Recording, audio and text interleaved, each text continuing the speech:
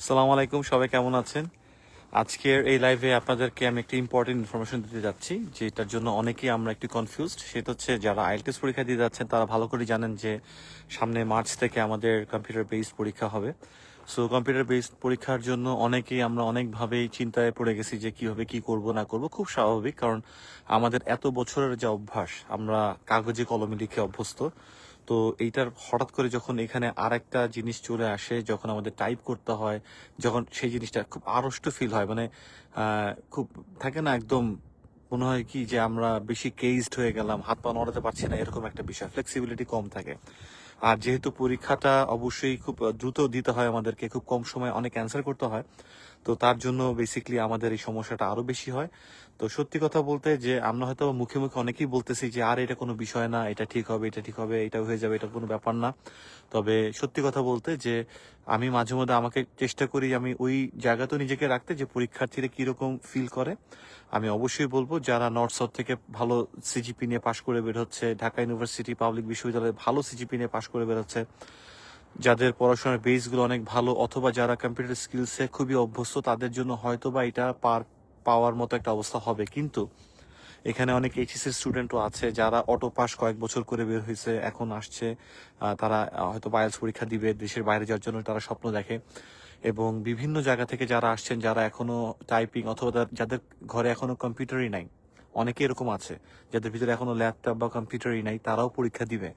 So এই এই পোর্শনটা অনেক বেশি, এটা অস্বীকার করা যাবে না, এই পোর্শনটা অনেক বেশি। কারণ যেহেতু আমি গত 5-6 বছর ধরে আইএলটিএস করিয়ে আসছি, অনেক স্টুডেন্টস আসতেছে, আমাদের অনলাইন ব্যাচ সবসময় ফিস থাকে 10,000 12,000।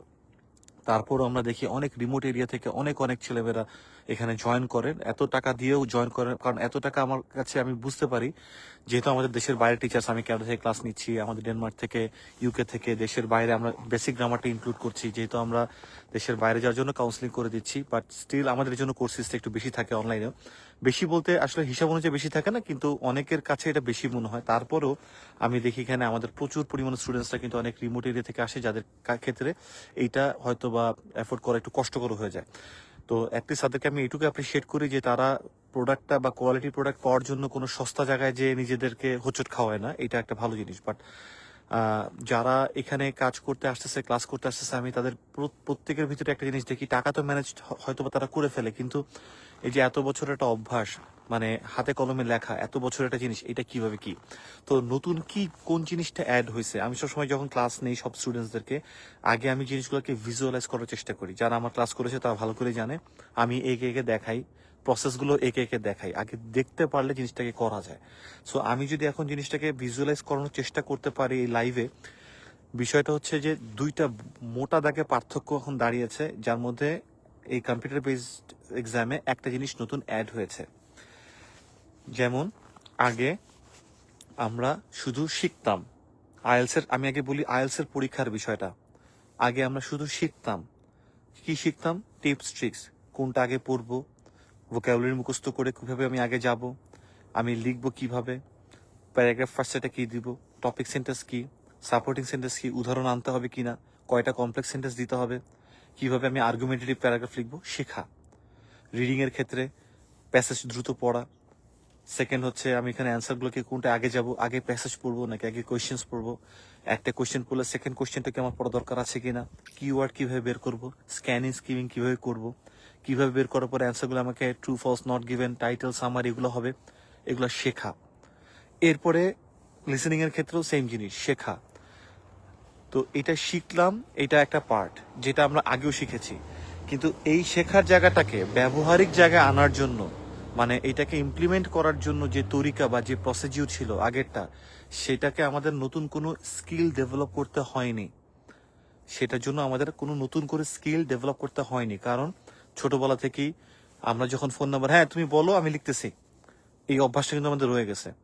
আমরা যখন ফোন নাম্বার থাকে না, এই কলমটা দাও তো আমি একটু লিখি, শুনতেছি লিখতেছি, দেখতেছি লিখতেছি, বুঝতেছি লিখতেছি, এই অভ্যাসটা আমাদের ছোটবেলা থেকেই ডিরাইভ। তো অটোমেটিকলি ফিজিক্যালি কোনো কিছু শুনে কিছু করতে গেলে, ওইটাকে ব্যবহারিক জায়গায় আনতে গেলে, বা ওইটাকে অ্যাপ্লাই বা ইমপ্লিমেন্ট করতে গেলে, হাতের এই টেন্ডেন্সি চলে আসে অটোমেটেড, মানে এটার সাথে এটা লিঙ্কড, এই টেন্ডেন্সি চলে আসে। কেন বললাম? ঠিক গত দিনই আমি আর লিসনিং এর ক্লাস নিচ্ছি আমাদের প্রাইভেট ব্যাচের। তো তখন বলছিল যে ভাই আগে তো শুনতে গিয়ে হাতের যে জিনিসটা এটা তো অটোমেটিকলি এখন হাতে এইভাবে চলে আসে, এইভাবে তো আসে না। আমি কি বুঝতে পারছি নাকি? এইসব জিনিস হচ্ছে সূক্ষ্ম কিছু অবজারভেশন, এইভাবে তো আসে না ভাইয়া। কোনো কিছু শুনে আমি লিসনিং একটা জিনিস শুনছি, আমি তো লেখার যে টেন্ডেন্সিটা আমার এইভাবে আসে, লিখি না লিখি এই জিনিসটা আসে হাতের, এইভাবে আঙ্গুলে আসে না, গ্রিপে আসে, শক্তি গ্রিপে, নট ফিঙ্গারে। আমি কি বুঝতে পারছি জিনিসটা? খুব মজার বিষয় কিন্তু। সো এখন থেকে যে নতুন এক্সট্রা কাজ আমাদের করতে হবে ভাই আপুদেরকে, শেখার জায়গাটা তো শিখতেই হবে। সেটার জন্য অনেকে আবার মনে করে কি, রিমোট এরিয়াতে আছি ভাইয়া, আমি তো তাহলে কোথাও কোথাও কোচিং ফিজিক্যাল জায়গায় যাই ভর্তি হলে তাহলে আমি এগুলো করতে পারবো না। এটা ভুল ধারণা। দিন দিন সবকিছু অনলাইনে হচ্ছে, এমন না বলতে পারো অনেকে যে ভাই আপনি অনলাইন করেন তাই বলে আপনি বলতেছেন। আমি অনলাইন করাই আর না করে তা না। আমি ইউনিভার্সিটি অফ উইন্ডসরের গ্র্যাজুয়েট টিচিং অ্যাসিস্ট্যান্ট হিসেবে কাজ করে আসতেছি। আমি দেখছি এইসব দেশের ইউনিভার্সিটির সাবজেক্টগুলোই অনলাইনে করে দিচ্ছে আস্তে আস্তে। Huge savings, huge savings. কেন অফলাইনে যাবে? কোভিড এর পরে পুরো বিজনেসের প্যাটার্নই তো শিফটেড হয়ে গেছে। তার মানে আমি যেটা বলতে চাচ্ছি সেটা একটু ভালো করে শুনতে হবে, বুঝতে হবে। সেটা হচ্ছে যে এগুলো অনলাইনই হবে। তো যারা যারা রিমোট এরিয়াতে আছে, যাদের এখানে ভালো কোচিং সেন্টার নাই, ফিজিক্যালি জায়গা নেই, অথবা ভালো কোচিং সেন্টার সাইফুস মেন্ডোস এটা ওইটা আছে কিন্তু টিচার ভালো নাই, কারণ নামে নামে চলতেছে, ফ্রাঞ্চাইজি নিছে, হয়তো ওই এলাকার টিচার ভালো না। যারা এই প্রবলেমে আছে তারা এটা মনে করো না যে আমাদেরকে ওখানে যেই করতে হবে নাকি, এমন কোনো কথা নাই। কারণ আবার আমি বলি, আইএলস এর দুইটা জায়গা, একটা হচ্ছে শেখার জায়গাগুলো, যে রিডিং কেমনে সলভ করব, পড়া কেমনে দ্রুত করব, কিভাবে রাইটিং লিখবো, কিভাবে প্যারাগ্রাফ লিখবো, কিভাবে গ্রামার করবো, গ্রামার শিখবো, গ্রামার আনবো, স্পিকিং এ, রাইটিং এ, লিসনিং এর ভিতরে শুনবা, এইগুলো হচ্ছে একটা পার্ট। আর একটা হচ্ছে ব্যবহারিক, যেটা নতুন অ্যাড হয়েছে, সেইটা করতে আমাদের কোনো জায়গায় যেতে হবে এমন কোনো কথা নাই। যত গুড় তত মিষ্টি। মক টেস্ট যদি দিতে যেতে চাও যাও, যদি মনে হয় যে আমি এটা একটু ফ্লেক্সিবল করি, এটা করা যাবে, কিন্তু এটার জন্য আমি একদম পথ বন্ধ করে রাখবো, ব্যাপারটা এরকম না। সো হতাশ হওয়া যাবে না।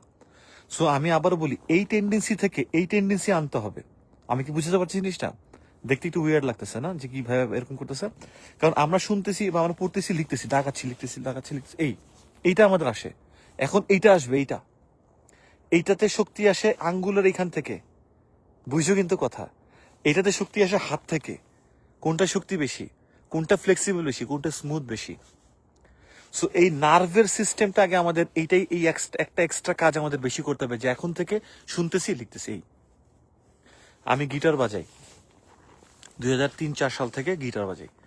আমি আমি বুঝি যে মাসেলের শক্তি থেকে ফিঙ্গারের যে জায়গাটা, এই ফিঙ্গারের যে মাসেলগুলা, এইগুলোতে যে শক্তিটা আনার একটা টেকনিক, এটা আমরা গিটারে শিখছি। ঠিক সেম জিনিসটাই টাইপিং এ হয়, কিবোর্ডে হয়। তো এটা শুনতে একটু ডিফারেন্ট মনে হইলো, এখন থেকে যেটা আমি জানি, আয়াস আমি জানি রিডিং এর এটা উত্তর হবে, কিন্তু এটা আগে এইভাবে করতাম, এইভাবে, হ্যাঁ, এইভাবে করতাম, এখানে ভার দিয়ে, মানে এই রিস্টে। এখন এইভাবে করতে হবে। এই প্র্যাকটিসটাই আমরা করব, আর কিচ্ছুই না।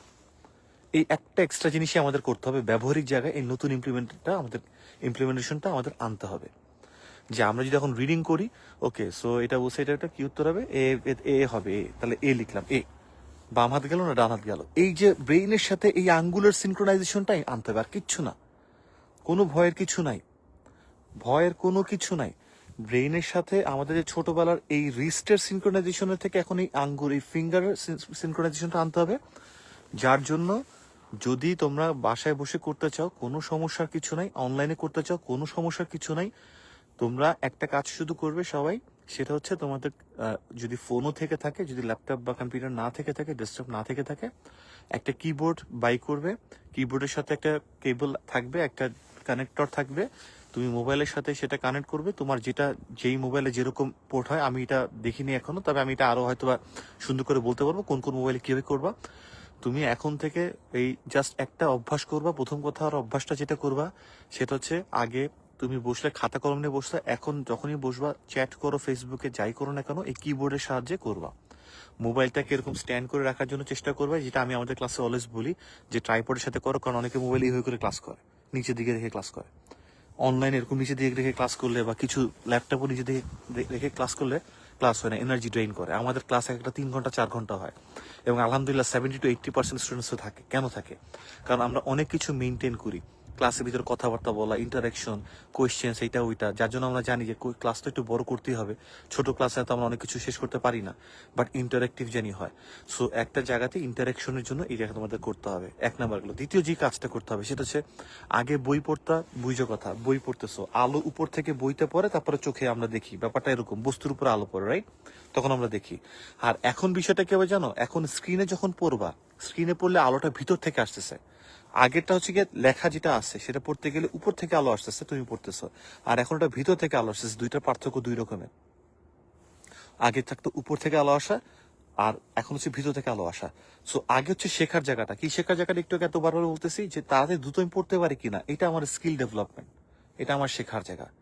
আর এখন ব্যবহারিক জায়গা কি, যে এখন যেখানে আমি পড়বো, পড়ে দ্রুত তো বুঝতে পারি, সেটা একটা ফ্যাক্ট।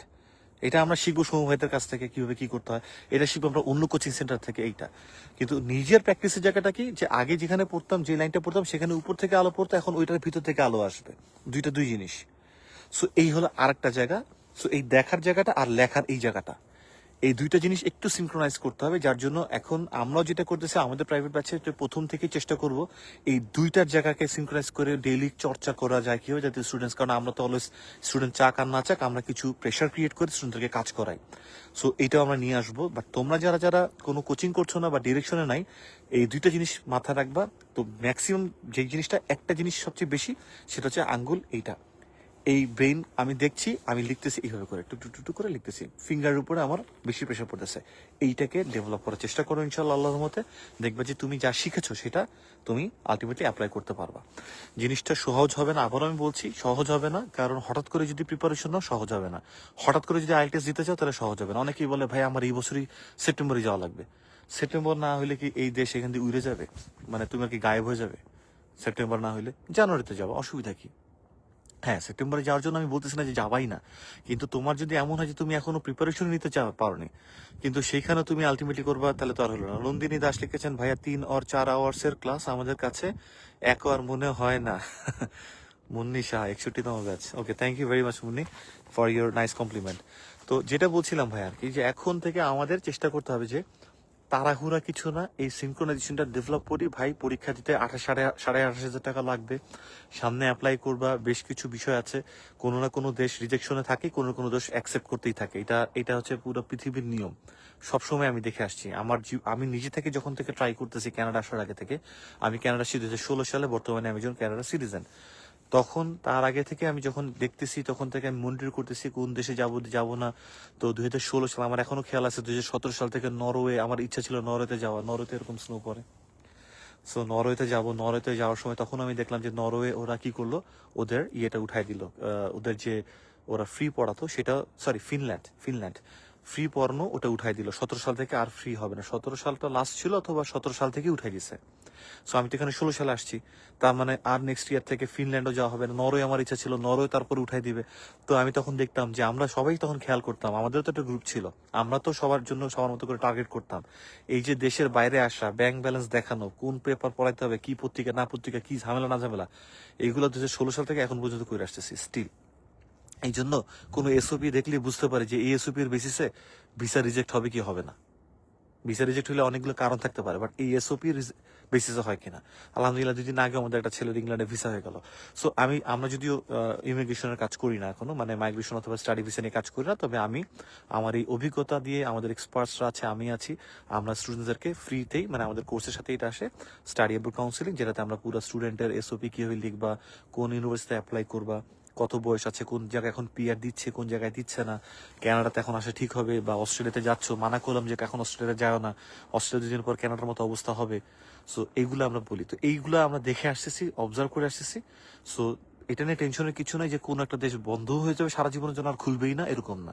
তোমার বয়স যদি 38 হয়ে থাকে, you are still in safe zone.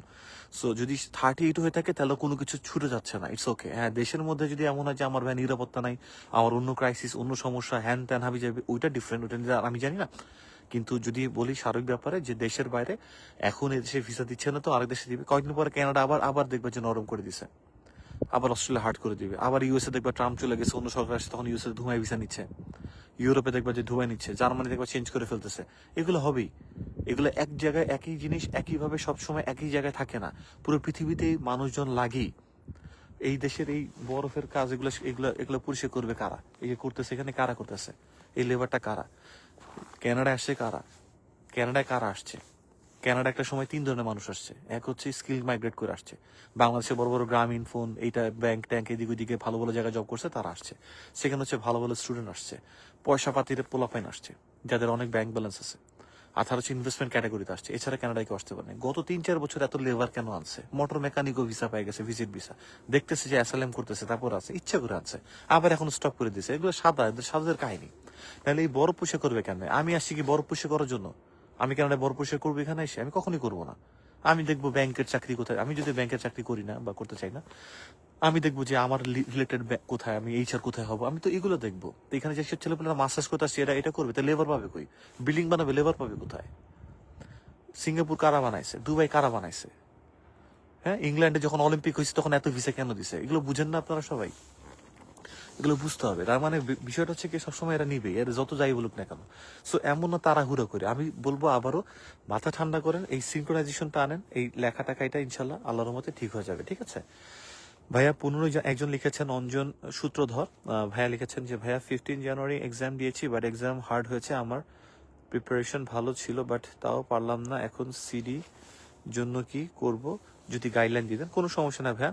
15 জানুয়ারি যে পরীক্ষা দিয়েছে, আমি সবসময় একটা জিনিস বলি, 3টা মেথড আছে, এই 3টা মেথড ফলো করবেন সবাই। এইটা নিয়ে আমি আবার লাইভ করবো ইনশাল্লাহ।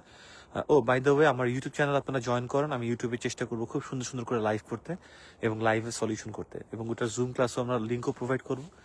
আমি আস্তে আস্তে প্রাইভেট ব্যাচে তো আমি ক্লাস নেইও, সবসময় নেই। তো আমি সবসময় প্রাইভেট ব্যাচটাকে বেশি প্রায়োরিটি দেই আগে, কারণ যেহেতু তারা পয়সা পাতি দিয়ে পড়তে আসে, একটা তো লাইব্রেরি থাকে আমাদের। কিন্তু আমি পাবলিক ক্লাসগুলো নেওয়া শুরু করবো ইনশাল্লাহ। প্রাইভেট পাবলিক দুইটাই নিব আমি, আমাদের পেজে আমি নিব ইনশাল্লাহ। হ্যাঁ, আমাদের ইউটিউব চ্যানেলে নিব। আর ইউটিউব চ্যানেলের সবচেয়ে বড় কথা হচ্ছে, ইউটিউব চ্যানেলে এখন 50,000-এর কাছাকাছি চলে আসছে। তো এতদিন ধরে 50,000 এখনো একটা 1 লাখ হয় না, এটাও খারাপ লাগে দেখতে। তো ভাবতেছি যে এই চ্যানেলটাকেও তো গ্রো করতে হবে। তো দুইটাই হবে আর কি, আমারও লাভ হবে, আপনাদেরও লাভ হবে ইনশাল্লাহ। তবে এইটা যে অঞ্জন ভাইয়াকে বলছি, পরীক্ষা হওয়ার পরে আমি অলওয়েজ সবাইকে বলি 3টা ওয়েতে ক্রস এক্সামিন করতে। It's very important. How do you cross examine basically? So first of all, আমাদেরকে নোটিস করতে হবে যে আমার যেরকম প্রিপারেশন ছিল সেই অনুযায়ী আমার পরীক্ষা কেমন হয়েছে। It's very important. প্রিপারেশন অনেক ভালো ছিল কিন্তু পরীক্ষা ওরকম ভালো হয় না, তাহলে প্রিপারেশনটা যে ভালো ছিল তার মানে আমার কি, তাহলে কি প্রবলেম করতেছে? যেমন ম্যাক্সিমাম আমাদের এখানে আমি সবসময় নার্ভাসনেস কিভাবে কাম ডাউন করতে এগুলো শেখাই, মেডিটেশন করানোর জন্য আমরা বলি, আরো অনেক কিছু আছে সেগুলো আমরা এখানে কিন্তু ইনক্লুড করি। হ্যাঁ, তো প্রথম কথা হচ্ছে যে আমার প্রিপারেশন ব্যাচ ছিল একদম টপ নোচ। মানে আমি যখন বাসায় বসে ক্যামব্রিজ পরীক্ষার এক্সামগুলো দিচ্ছি তখন আমি ভালো পাইছি, আমি মক টেস্ট দিয়েছি, সেখানে আমি ভালো পেয়েছি। কিন্তু ঠিক এক্সাম যখন দিছি তখন সেই অনুযায়ী এক্সাম ভালো হয় না। তাহলে কি এটা পরীক্ষার হলের দোষ, নাকি নার্ভাস হয়ে গেলাম বেশি, নাকি পরীক্ষার সময় প্রেশার আমি বেশি কাজ করতে পারছি না? এটা অবজার্ভ করো এটা। আচ্ছা ভাইয়া, আমার প্রিপারেশন ভালো ছিল অথবা খারাপ ছিল, হোয়াট এভার, পরীক্ষা আমি ভালো দিছি, ওকে, পরীক্ষা আমি ভালো দিছি, কিন্তু পরীক্ষা অনুযায়ী আমি যে রেজাল্ট পাইছি এবার সেকেন্ডে সেইটাকে অবজার্ভ করো। প্রথম অবজার্ভ করো যে যেরকম তুমি প্রিপারেশন ওই অনুযায়ী ভালো দিছো কিনা। এবার দ্বিতীয় হচ্ছে কি, যদি পরীক্ষা ভালো হয়ে থাকে তাহলে পরীক্ষার রেজাল্ট কি আসছে, এইটা খুব ইম্পর্টেন্ট। যদি প্রিপারেশন ভালো থাকে বা পরীক্ষা ভালো হয় কিন্তু রেজাল্ট আসছে আশানুরূপ রেজাল্ট হয়নি, হইতে পারে যে আমি তাহলে যে স্ট্যান্ডার্ডে আমার কাছে মনে হচ্ছিল পরীক্ষা ভালো হয়েছে, স্ট্যান্ডার্ডটা আমার ভুল, ওই বেঞ্চমার্কটাই ভুল, তাহলে আমার কোনো না কোনো প্রবলেম আছে। এই জিনিসটা মাথায় রাখতে হবে, ঠিক আছে? সো এই গেল একটা জিনিস। আচ্ছা, অনেক সময় অনেকে 3বার পরীক্ষা দেয়। আমার কাছে পরীক্ষা যখন আসে তখন আমাদের যে স্ট্র্যাটেজিটা আছে এটাতে সব সমান হয়ে যায় একদম। তো 2বার 3বার যদি তোমার একই রকমের রেজাল্ট আসে তাহলে বলবো যে তুমি খুব ডেঞ্জারাস পয়েন্টে আসো।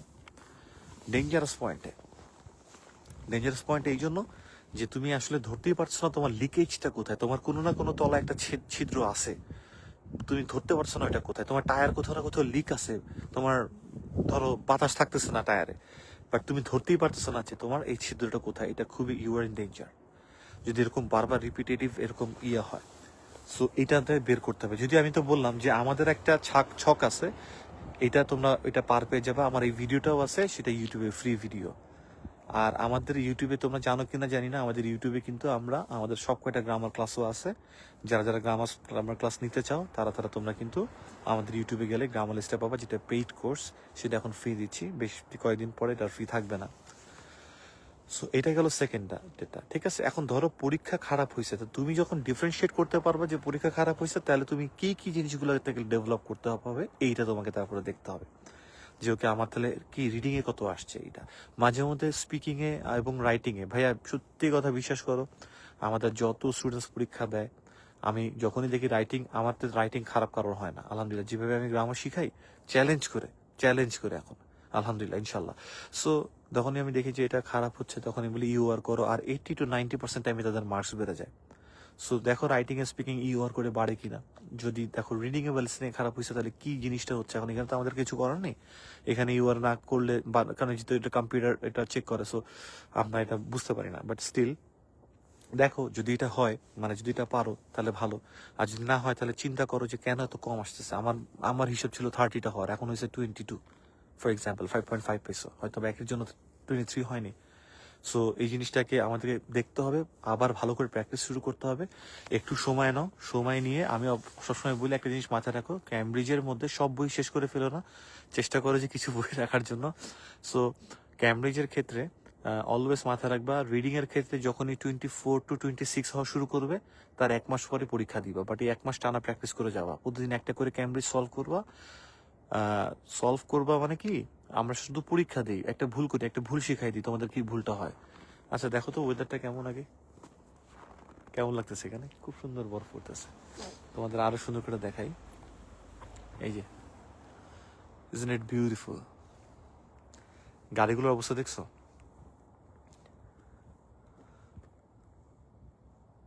সব একদম পুরা বরফে, এইদিকে বরফ জমে আছে পুরো। কিন্তু এত মানে নিস্তব্ধ, চুপচাপ, স্নো পড়ে যাচ্ছে পড়ে যাচ্ছে পড়ে যাচ্ছে, দেখলেই ভাল লাগে।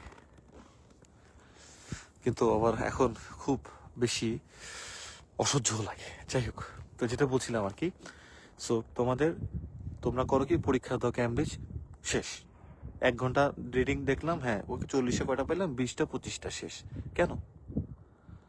1 ঘন্টা পরীক্ষা দেওয়ার পরে ওইটারে কোনো পরীক্ষা বলে না, ওইটা তোমার স্ট্যাটাসটা যাচাই করা বলে। যেমন আমাদের মক টেস্টটা বাই দ্য ওয়ে, আমরা মক টেস্ট আরো 500 টাকা এটাকে আমরা অ্যাড করেছি, কারণ আমরা এখন 8টা মক টেস্ট দিই, এবং এটা ইভ্যালুয়েশন বেসড মক টেস্ট মানে হচ্ছে একটা মক টেস্ট হচ্ছে কি, আমাকে দিল 40, আমি 18 পাইলাম, 20 পাইলাম, এটা আমার স্ট্যাটাস জানানো হলো, এটা আমার কোনো ইমপ্রুভমেন্ট নাই। আমি জানলাম হচ্ছে আমার এই লেভেলের ডিফিকাল্টিতে 40-18 পাই। ডিফিকাল্টি লেভেল কম হইতে পারে, বেশি হইতে পারে, পরীক্ষা এটা হয়, ঠিক আছে। সো এই 18 পাইলাম মানে বা 20 পাইলাম মানে, এটা যে আমার স্ট্যান্ডার্ড এটাও না। একটু কম ডিফিকাল্ট হলে হয়তো আমি মেইন পরীক্ষাতে যাই, এটা 26 পাবো, একটু বেশি ডিফিকাল্ট হলে আবার 18 পাবো না, 16 পাবো, 14 পাবো।